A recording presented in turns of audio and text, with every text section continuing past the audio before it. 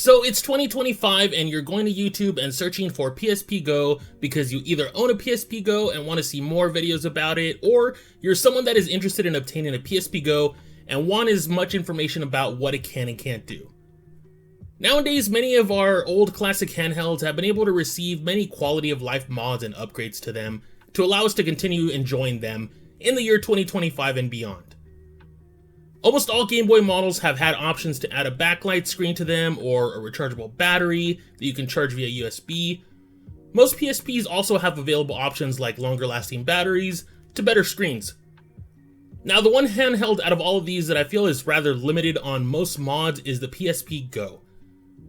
Two of the main changes you can make to a PSP Go are replacing the OEM battery and installing a micro SD card adapter in place of the M2 memory card slot. So let's rewind a bit. See, Sony has always been about proprietary memory when it comes to its handhelds, from the Memory Stick Pro Duo cards for the PSP systems, from the 1000 to the Street, and the Vita memory cards that were super expensive, and well, the PSP Go was also a victim of this with Sony's own M2 memory format. Sony was all about their products being synonymous with each other. Their Memory Stick Pro Duo cards were also found in their cameras and camcorders. During that era, of course. I mean, one feature for the PSP that they touted was being able to view your pictures on your PSP screen that you took with your Sony camera, which was as easy as taking out the memory stick from the camera and inserting it into the PSP and watching your content.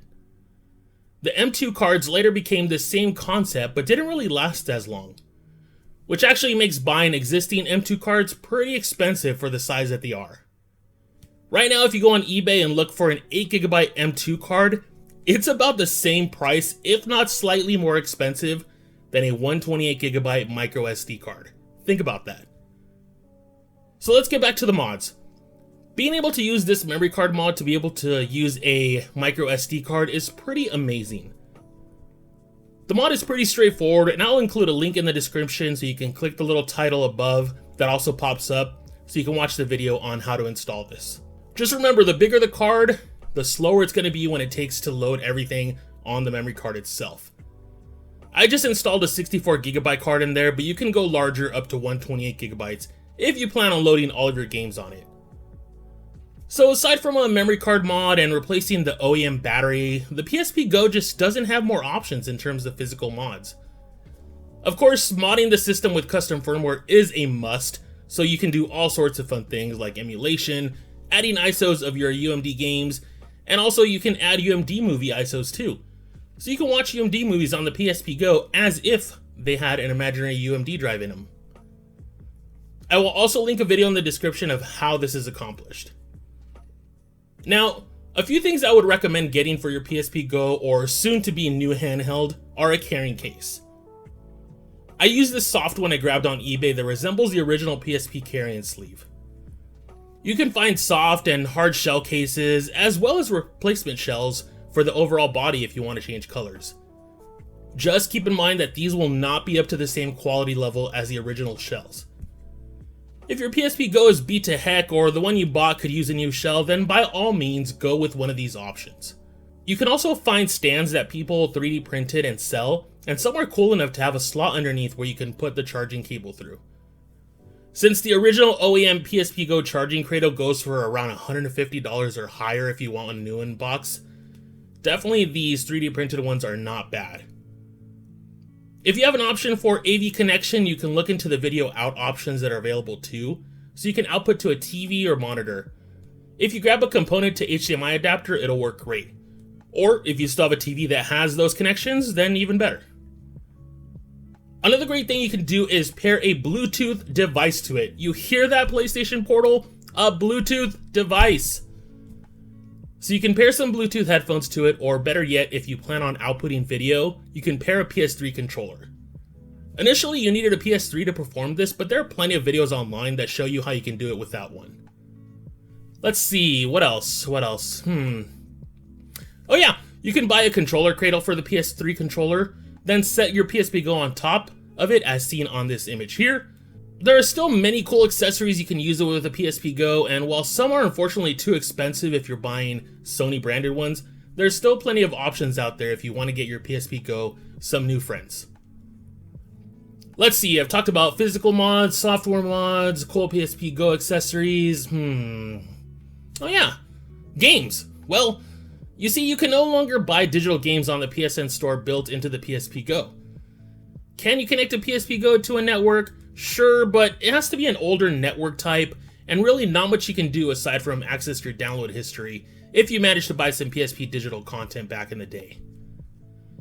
Now, for the pink elephant in the room is, how can I get games on it? Well, let me tell you how. I'm just kidding. Yeah, no. You do your dirty business on your own, you hear me? Look, all I can say is the internet is a very, very big place, and search engines are your friends when it comes to looking things up, like how do I pop a pimple, or what to do if my cat ate my dog. Find your resources online for this, and you will find what you're looking for. So that's the PSP Go.